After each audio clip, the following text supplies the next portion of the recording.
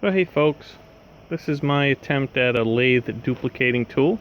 I saw this on YouTube and I thought I would try and copy it, just adapt it to my workshop.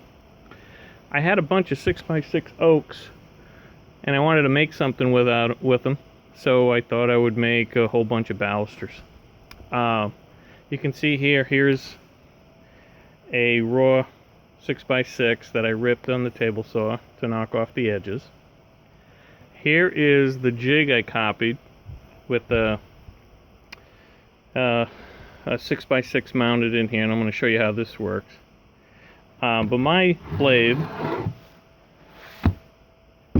has reversing speed or direction to make it a little bit easier with the grinder using a chainsaw carving blade on it.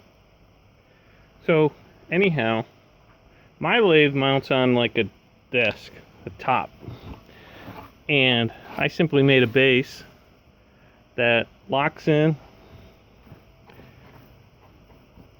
through the holes on the bed to line it up nice and easy. Give me something to screw it down into, and allow my jig to run on it. So it's nothing more than plywood and a base.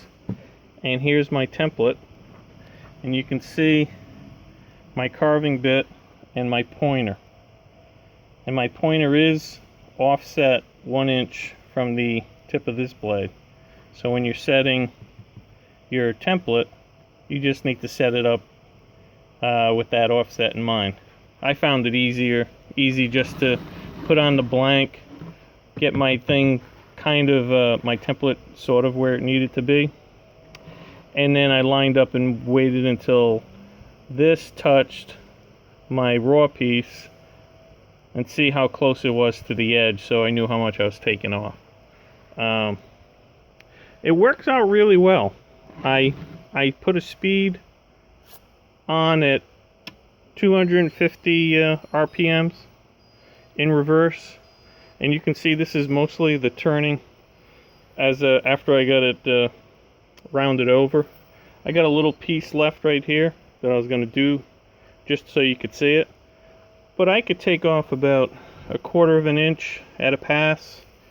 So it's knocking off 1/8 of an inch around all the time, and it makes quick work of it. For these 6x6s that end up turning into something like this, they'll take about an hour a piece for me, and I think that's good. I'm sure people can do it quicker. I've just taken it slow and steady. On the jig itself, what I have is I got a handle here for the grinder with the downward pressure, and then I put a handle on here for side to side and having 2 points of contact on this. I also have a little shield here because the wood chips want to hit your hand, and if you're not wearing a glove, you can hurt over time. Just feels like little pellets hitting your hand. So like I said, I have that set on 250. I have it running at about this speed for my rough end, and then on my final pass I'll speed it up to 500 or maybe 750. So I'm going to show you how this all works.